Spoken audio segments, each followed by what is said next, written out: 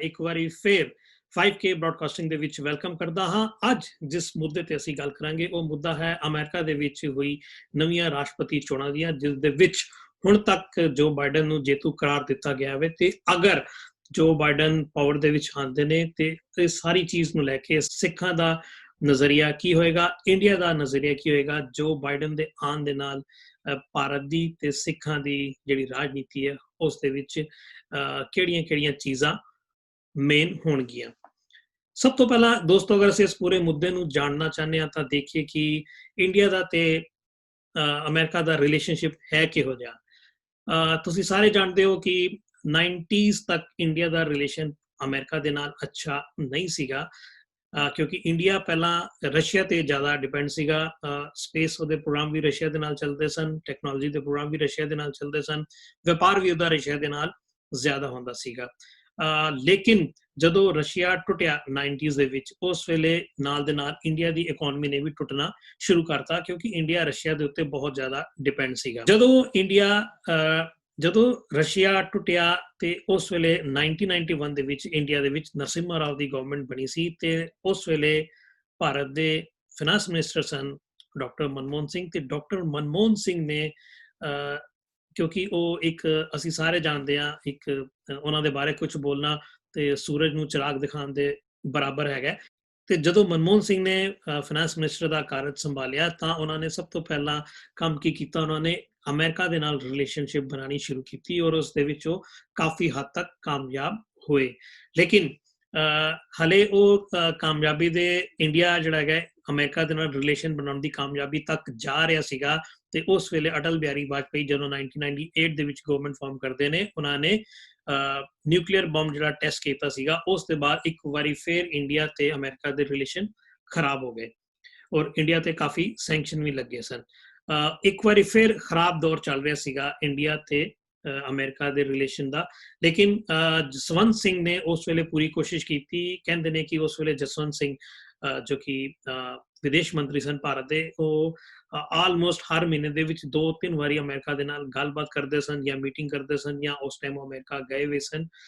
ਖੈਰ ਕਾਫੀ ਉਹਨਾਂ ਨੇ ਜਦੋਜਹਿਦ ਕੀਤੀ ਕਿ ਕਿਸੇ ਤਰੀਕੇ ਨਾਲ ਰਿਲੇਸ਼ਨਸ਼ਿਪ ਠੀਕ ਹੋਣੇ ਸ਼ੁਰੂ ਹੋ ਜਾਣ ਔਰ ਹੋਣੇ ਸ਼ੁਰੂ ਵੀ ਹੋ ਗਏ ਸਨ। ਲੇਕਿਨ ਬੀਜੇਪੀ ਦੀ ਜਿਹੜੀ ਪੋਲਿਟਿਕਸ ਰਹੀ ਹੈ ਉਹ ਹਮੇਸ਼ਾ ਧਰਮ ਦੇ ਉੱਤੇ ਕੇਂਦਰਿਤ ਰਹੀ ਹੈ, ਕਾਫੀ ਨੈਰੋ ਰਹੀ ਹੈ। ਤਾਂ ਉਹਨਾਂ ਨੇ ਕੀ ਦੇਖਿਆ, ਉਹਨਾਂ ਨੇ ਜੋ ਉਸ ਵੇਲੇ ਦੇਖਿਆ ਕਿ ਅਮਰੀਕਾ ਜਿਹੜਾ ਟੈਰਰਿਜ਼ਮ ਦੇ ਖਿਲਾਫ ਲੜਾਈ ਲੜ ਰਿਹਾ ਸੀਗਾ, ਤਾਂ ਉਹਨਾਂ ਨੇ ਜਦੋਂ ਬਿਲ ਕਲਿੰਟਨ ਇੰਡੀਆ ਦੇ ਵਿੱਚ ਆ ਰਿਹਾ ਸੀਗਾ 2000 ਤੇ ਦਿਖਾਉਣ ਵਾਸਤੇ ਕਿ ਇੰਡੀਆ ਦੇ ਉੱਤੇ ਵੀ ਟੈਰਰਿਸਟ ਅਟੈਕ ਬੜੇ ਜ਼ਿਆਦਾ ਹੁੰਦੇ ਨੇ, ਤਾਂ ਉਹਨਾਂ ਨੇ ਚਿੱਟੀ ਸਿੰਘਪੁਰਾ ਦੇ ਵਿੱਚ ਸਿੱਖਾਂ ਦੇ ਉੱਤੇ ਜਿਹੜਾ ਹਮਲਾ ਕੀਤਾ ਸੀਗਾ ਇੰਡੀਅਨ ਗਵਰਨਮੈਂਟ ਨੇ, ਉਸ ਦੇ ਵਿੱਚ ਤੁਸੀਂ ਸਾਰੇ ਜਾਣਦੇ ਹੋ ਕਿ 35 ਸਿੱਖ ਮਾਰੇ ਗਏ ਸਨ, ਦਿਖਾਉਣ ਵਾਸਤੇ ਕਿ ਪਾਕਿਸਤਾਨ ਨੇ ਅਟੈਕ ਕੀਤਾ ਤੇ ਸਿੱਖ ਮਾਰੇ ਗਏ ਨੇ, ਸਾਡੇ ਇੰਡੀਅਨ ਮਾਰੇ ਗਏ ਨੇ, ਲੇਕਿਨ ਮਾਰੇ ਉਸ ਵੇਲੇ ਸਿੱਖ ਗਏ ਸਨ। ਤੇ ਬਿਲ ਕਲਿੰਟਨ ਨੇ ਇਸ ਗੱਲ ਦੀ ਜਿਹੜੀ ਹੈਗੀ ਹੈ ਕਾਫੀ ਨਿਖੇਧੀ ਕੀਤੀ ਸੀ ਤੇ ਉਹਨਾਂ ਨੇ ਕਿਹਾ ਸੀਗਾ ਕਿ ਜੇਕਰ ਉਹ ਇੰਡੀਆ ਨਾ ਆਉਂਦੇ ਤੇ ਸ਼ਾਇਦ ਇਹ ਮਾਸੂਮ ਸਿੱਖ ਬਚ ਜਾਂਦੇ ਤੇ ਇਹ ਕੰਮ ਸਾਰਾ ਭਾਰਤੀ ਏਜੰਸੀਆਂ ਦਾ ਹੀ ਹੈ। ਤੇ ਇੱਕ ਵਾਰੀ ਫਿਰ ਜਿਹੜੇ ਰਿਲੇਸ਼ਨਸ਼ਿਪ ਸਨ ਜਿਹੜੇ ਉਹ ਇੰਨੇ ਕੁ ਵਧੀਆ ਬੀਜੇਪੀ ਬਣਾਉਣ ਦੇ ਵਿੱਚ ਕਾਮਯਾਬ ਨਹੀਂ ਸੀ ਰਹੀ। ਲੇਕਿਨ ਜਦੋਂ ਜਾਰਜ ਬੁਸ਼ ਆਇਆ ਤਾਂ 9/11 ਵਾਲੀ ਜਦੋਂ ਗੱਲ ਹੋਈ ਤਾਂ ਇੰਡੀਆ ਨੂੰ ਇੱਕ ਵਾਰੀ ਫਿਰ ਮੌਕਾ ਮਿਲ ਗਿਆ। ਉਹਨਾਂ ਨੇ ਉਸ ਵੇਲੇ ਫਿਰ ਬੀਜੇਪੀ ਦੀ ਗਵਰਨਮੈਂਟ ਸੀ ਉਸ ਟਾਈਮ ਤੇ ਉਹਨਾਂ ਨੇ ਅਕਸ਼ਰਧਾਮ ਤੇ ਅਟੈਕ, ਪਾਰਲੀਮੈਂਟ ਤੇ ਅਟੈਕ, ਇਸ ਤਰ੍ਹਾਂ ਦੇ ਅਟੈਕ ਦਿਖਾ ਕੇ ਇਹ ਦਿਖਾਉਣਾ ਫਿਰ ਸ਼ੁਰੂ ਕਰਤਾ ਕਿ ਜਿੱਥੇ ਅਮਰੀਕਾ ਨੂੰ ਟੈਰਰਿਜ਼ਮ ਤੋਂ ਖਤਰਾ ਹੋਵੇ ਤਾਂ ਇੰਡੀਆ ਨੂੰ ਵੀ ਟੈਰਰਿਜ਼ਮ ਤੋਂ ਖਤਰਾ ਹੋਵੇ। ਲੇਕਿਨ ਹਾਲੇ ਵੀ ਜਿਹੜੇ ਰਿਲੇਸ਼ਨਸ਼ਿਪ ਹਨ ਇੰਡੀਆ ਤੇ ਅਮਰੀਕਾ ਦੇ ਬਹੁਤੇ ਵਧੀਆ ਕਰਾਉਣ ਦੇ ਵਿੱਚ ਇੰਡੀਆ ਕਾਮਯਾਬ ਨਹੀਂ ਸੀ ਹੋ ਪਾਇਆ, ਕਿਉਂਕਿ ਜਿੱਥੋਂ ਤੱਕ ਅਸੀਂ ਗੱਲ ਕਰੀਏ ਕਿ ਜਿਹੜੀ ਸੋਚ ਸੀ ਉਹ ਬੜੀ ਨੈਰੋ ਸੀ, ਉਹ ਧਰਮ ਦੀ ਰਾਜਨੀਤੀ ਤੇ ਸੋਚ ਸੀ ਤੇ ਦੁਨੀਆ ਉਸ ਵੇਲੇ ਜਿਹੜੀ ਹੈ ਉਹ ਗਲੋਬਲ ਵਿਲੇਜ ਬਣਦੀ ਜਾ ਰਹੀ ਸੀ, ਆਪਣੀ ਇਕਨੋਮਿਕਲ ਰਿਸੋਰਸਿਸ ਨੂੰ ਇਕੱਠਾ ਕਰਦੀ ਪਈ ਸੀ, ਇੱਕ ਦੂਜੇ ਨਾਲ ਵੰਡ ਰਹੀ ਸੀ ਤੇ ਇੰਡੀਆ ਉਸ ਵੇਲੇ ਧਰਮ ਦੀ ਰਾਜਨੀਤੀ ਖੇਡਣ ਦੇ ਵਿੱਚ ਹੀ ਜਿਹੜਾ ਬਿਜ਼ੀ ਸੀਗਾ। ਲੇਕਿਨ ਜਦੋਂ 2004 ਦੇ ਵਿੱਚ ਮਨਮੋਹਨ ਸਿੰਘ ਦੀ ਗਵਰਨਮੈਂਟ ਆਉਂਦੀ ਹੈ ਤਾਂ ਮਨਮੋਹਨ ਸਿੰਘ ਦੀ ਜਿਹੜੀ ਗਵਰਨਮੈਂਟ ਆਉਣ ਦੇ ਨਾਲ ਮੇਨ ਟਾਈਮ ਉੱਥੇ ਜਦੋਂ ਓਬਾਮਾ ਆਉਂਦੇ ਨੇ ਤੇ ਮਨਮੋਹਨ ਸਿੰਘ ਤੇ ਓਬਾਮਾ ਦੇ ਰਿਲੇਸ਼ਨਸ ਸ਼ੁਰੂ ਤੋਂ ਹੀ ਅੱਛੇ ਸਨ। ਇਸ ਦਾ ਫਾਇਦਾ ਦੋਹਾਂ ਮੁਲਕਾਂ ਨੂੰ ਹੋਇਆ ਤੇ ਰਿਲੇਸ਼ਨਸ਼ਿਪ ਜਿਹੜੀ ਸੀ ਇੰਡੀਆ ਤੇ ਅਮਰੀਕਾ ਦੀ ਪ੍ਰਵਾਨ ਚੜੀ, ਬਹੁਤ ਅੱਗੇ ਗਈ, ਬੜੇ ਅੱਛੇ ਸਮਝੌਤੇ ਕੀਤੇ ਗਏ। ਇੰਡੀਆ ਨੂੰ ਇਸ ਜਿਹੜੀਆਂ ਨਿਊਕਲੀਅਰ ਸੈਂਕਸ਼ਨ ਕੀਤੇ ਗਏ ਸਨ ਇੰਡੀਆ ਦੇ ਉੱਤੇ, ਉਹ ਕਾਫੀ ਸੈਂਕਸ਼ਨ ਜਿਹੜੇ ਸਨ ਖੁੱਲੇ। 2010 ਦੇ ਵਿੱਚ ਜਦੋਂ ਓਬਾਮਾ ਇੰਡੀਆ ਆਉਂਦੇ ਨੇ ਤਾਂ ਉਹਨਾਂ ਨੇ ਕਿਹਾ ਕਿ ਮੈਂ ਇੰਡੀਆ ਨੂੰ ਯੂਨਾਈਟਿਡ ਨੇਸ਼ਨ ਸਿਕਿਉਰਿਟੀ ਕਾਉਂਸਲ ਦਾ ਮੈਂ ਮੈਂਬਰ ਚਾਹੁੰਦਾ ਵਾਂ ਕਿ ਇੰਡੀਆ ਬਣੇ। ਉਸ ਤੋਂ ਇਲਾਵਾ ਉਹਨਾਂ ਨੇ ਜਿਹੜਾ NSG ਗਰੁੱਪ ਸੀਗਾ ਉਸ ਦੇ ਵਿੱਚ ਇੰਡੀਆ ਨੂੰ ਸ਼ਾਮਿਲ ਕਰਨ ਦੀ ਕੋਸ਼ਿਸ਼ ਕੀਤੀ ਹੈ। NSG group means nuclear supply group. ਇੱਥੇ ਮੈਂ ਆਪਣੇ ਦਰਸ਼ਕਾਂ ਨੂੰ ਦੱਸਦਾ ਕਿ ਇੰਡੀਆ ਨੇ ਭਾਵੇਂ ਨਿਊਕਲੀਅਰ ਬੰਬ ਬਣਾ ਲਿਆ ਸੀਗਾ, ਲੇਕਿਨ ਜਿਹੜਾ ਰॉ ਮਟੀਰੀਅਲ ਬੰਬ ਬਣਾਉਣ ਵਾਸਤੇ ਚਾਹੀਦਾ ਵੇ, ਜਿਹੜਾ ਫਿਊਲ ਚਾਹੀਦਾ ਵੇ ਬੰਬ ਬਣਾਉਣ ਵਾਸਤੇ, ਉਹ ਇੰਡੀਆ ਦੇ ਕੋਲ ਨਹੀਂ ਸੀਗਾ। ਉਹ ਇੰਡੀਆ ਨੂੰ ਬਾਹਰੋਂ ਲੈਣਾ ਪੈਂਦਾ ਸੀਗਾ ਤੇ ਉਹ ਕੋਈ ਵੀ ਕੰਟਰੀ ਇੰਡੀਆ ਨੂੰ ਨਹੀਂ ਸੀ ਦੇ ਰਹੀ ਕਿਉਂਕਿ ਅਮਰੀਕਾ ਨੇ ਉਸ ਤੇ ਬੈਨ ਲਗਾਤਾ ਸੀਗਾ। ਲੇਕਿਨ ਮਨਮੋਹਨ ਸਿੰਘ ਨੇ ਬੜੀ ਸਿਆਣਪ ਦੇ ਨਾਲ ਇੱਕ ਟ੍ਰੀਟੀ ਸਾਈਨ ਕੀਤੀ, ਜਿਹੜੀ ਨਿਊਕਲੀਅਰ ਟ੍ਰੀਟੀ ਸੀ, ਜਿਹੜੀ ਉਸ ਦੇ ਵਿੱਚ ਉਹਨਾਂ ਨੇ ਇਹ ਆਖਿਆ ਕਿ ਮੈਂ ਜਿੰਨਾ ਵੀ ਨਿਊਕਲੀਅਰ ਮਟੀਰੀਅਲ ਯੂਜ਼ ਕਰਾਂਗਾ ਉਹ ਬੰਬ ਬਣਾਉਣ ਵਾਸਤੇ ਨਹੀਂ ਕਰਾਂਗਾ, એનર્ਜੀ ਵਾਸਤੇ ਯੂਜ਼ ਕਰਾਂਗਾ, ਆਪਣੇ ਮੁਲਕ ਵਾਸਤੇ ਯੂਜ਼ ਕਰਾਂਗਾ। ਤੇ ਇਸ ਕਰਕੇ ਉਸ ਵੇਲੇ ਇੰਡੀਆ ਤੋਂ ਜਿਹੜੇ ਬੈਨ ਸਨ ਉਹ ਖੁੱਲੇ। ਧਿਆਨ ਦੇਣ ਜੋ ਗੱਲ ਹੈ ਕਿ ਰਿਪਬਲਿਕਨਸ ਨੇ ਕਦੇ ਵੀ ਇੰਡੀਆ ਨੂੰ ਫਾਇਦਾ ਨਹੀਂ ਦਿੱਤਾ, ਲੇਕਿਨ ਡੈਮੋਕ੍ਰੇਟਸ ਜਦੋਂ ਵੀ ਆਏ ਨੇ ਉਹਨਾਂ ਨੇ ਇੰਡੀਆ ਨੂੰ ਵੀ ਫਾਇਦਾ ਦਿੱਤਾ ਤੇ ਨਾਲ ਦੇ ਨਾਲ ਉਹਨਾਂ ਨੇ ਇੰਡੀਆ ਦੇ ਵਿੱਚ ਮਾਈਨੋਰਟੀਜ਼ ਦੀ ਗੱਲ ਨੂੰ ਵੀ ਸੁਣਿਆ। ਮਾਈਨੋਰਟੀਜ਼ ਦੇ ਬਾਰੇ ਗੱਲ ਕਰਨ ਦੀ ਜਿਹੜੀ ਮੈਂ ਗੱਲ ਆਖੀ ਹੈ ਉਸ ਨੂੰ ਮੈਂ ਤੁਹਾਨੂੰ ਦੁਬਾਰਾ ਯਾਦ ਕਰਾਦਾ ਕਿ ਜਦੋਂ ਬਿਲ ਕਲਿੰਟਨ ਆਉਂਦਾ ਵੇ ਤੇ ਚਿੱਟੀ ਸਿੰਘਪੁਰੇ ਬਾਰੇ ਉਹ ਖੁੱਲ ਕੇ ਬੋਲਦੇ ਨੇ, ਲੇਕਿਨ ਰਿਪਬਲਿਕਨਸ ਕਦੇ ਵੀ ਉਸ ਬਾਰੇ ਨਹੀਂ ਬੋਲਦੇ। ਓਬਾਮਾ ਜਦੋਂ ਇੰਡੀਆ ਆਉਂਦਾ ਵੇ 2015 ਦੇ ਵਿੱਚ, ਤੇ ਉਸ ਵੇਲੇ ਇੰਡੀਆ ਦੇ ਵਿੱਚ ਇਨਟੋਲਰੈਂਸ ਜਿਹੜਾ ਹੈਗਾ ਵੀ ਉਹ ਬੜਾ ਜ਼ਿਆਦਾ ਵੱਡਾ ਮੁੱਦਾ ਸੀਗਾ।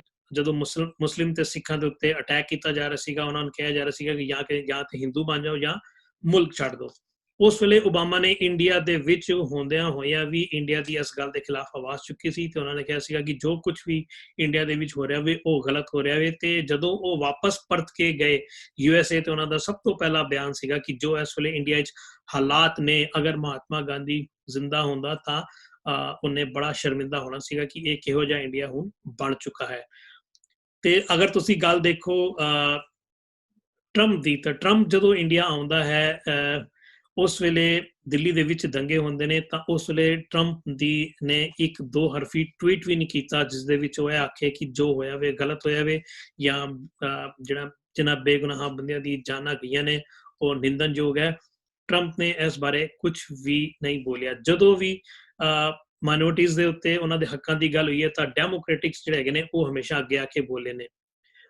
ਕਮਲਾ ਹੈਰਿਸ ਨੇ ਬਿਆਨ ਦਿੱਤਾ ਸੀਗਾ ਜਦੋਂ ਇਹ ਆਰਟੀਕਲ 370 ਦੇ ਬਾਰੇ, ਤਾਂ ਉਹਨਾਂ ਨੇ ਕਿਹਾ ਸੀਗਾ ਕਿ ਮੈਂ ਕਸ਼ਮੀਰੀਆਂ ਦੇ ਨਾਲ ਖੜੀ ਹਾਂ। ਜੋ ਬਾਈਡਨ ਨੇ ਉਸ ਵੇਲੇ ਕਸ਼ਮੀਰਾਂ ਨੂੰ ਕਿਹਾ ਸੀਗਾ ਕਿ ਮੈਂ ਤੁਹਾਡੇ ਨਾਲ ਖੜਿਆ ਵਾਂ ਤੇ ਇੰਡੀਆ ਜੋ ਕਰ ਰਿਹਾ ਵੇ ਗਲਤ ਕਰ ਰਿਹਾ ਵੇ। ਇੱਥੋਂ ਤੱਕ ਕਿ ਇਹ ਵੀ ਕਿਹਾ ਜਾਂਦਾ ਵੇ ਕਿ ਟਰੰਪ ਤੋਂ ਪਹਿਲਾਂ ਜਿਹੜਾ ਮੋਦੀ ਨੂੰ ਵੀਜ਼ਾ ਨਹੀਂ ਸੀ ਮਿਲ ਰਿਹਾ ਅਮਰੀਕਾ ਦਾ, ਉਸ ਦੇ ਪਿੱਛੇ ਵੀ ਜੋ ਬਾਈਡਨ ਤੇ ਕਮਲਾ ਹੈਰਿਸ ਦਾ ਇੱਕ ਚੰਗਾ ਹੱਥ ਸੀਗਾ ਜਿਹੜਾ ਕਿ ਇਹਨਾਂ ਨੇ ਇਹਨੂੰ ਅਮਰੀਕਾ ਦੇ ਵਿੱਚ ਨਹੀਂ ਸੀ ਆਉਣ ਦਿੱਤਾ। ਸੋ ਅਗਰ ਇਹ ਸਾਰੀਆਂ ਗੱਲਾਂ ਨੂੰ ਵੇਖਿਆ ਜਾਵੇ ਤਾਂ ਇਸ ਕਰਕੇ ਹੀ ਮੋਦੀ ਨੇ ਹਮੇਸ਼ਾ ਟਰੰਪ ਦਾ ਸਾਥ ਦਿੱਤਾ ਵੇ। ਉਹਨੂੰ ਲੱਗਦਾ ਵੇ ਕਿ ਟਰੰਪ ਉਹਦੇ ਨਾਲ ਖੜਾ ਵੇ, ਲੇਕਿਨ ਟਰੰਪ ਵੀ ਉਸ ਵੇਲੇ ਹੀ ਉਹਦੇ ਨਾਲ ਖੜਾ ਸੀਗਾ ਜਿਸ ਵੇਲੇ ਉਹਨੂੰ ਫਾਇਦਾ ਸੀਗਾ। ਟਰੰਪ ਨੇ ਜਿੱਥੇ ਦੇਖਿਆ ਕਿ ਉਹਨੂੰ ਫਾਇਦਾ ਨਹੀਂ ਹੋ ਰਿਹਾ, ਉਹਨੇ ਇੰਡੀਆ ਦੀ ਕਾਫੀ ਜਿਹੜੀ ਪਾਲਿਸੀਜ਼ ਨੇ, ਕਾਫੀ ਜਿਹੜੇ ਕਾਨੂੰਨ ਸਨ ਜਿਹੜੇ ਐਸੇ ਬਣਾਏ ਜੋ ਇੰਡੀਆ ਦੇ ਖਿਲਾਫ ਗਏ, ਜਿਹਦੇ ਵਿੱਚ ਫ੍ਰੀ ਟ੍ਰੇਡ ਜਿਹੜਾ ਕਾਨੂੰਨ ਸੀਗਾ, $20 ਬਿਲੀਅਨ ਦਾ ਜਿਹੜਾ ਇੰਡੀਆ ਸਰਪਲਸ ਟ੍ਰੇਡ ਕਰਦਾ ਸੀਗਾ ਅਮਰੀਕਾ ਦੇ ਨਾਲ, ਉਹਨੂੰ ਖਤਮ ਕੀਤਾ।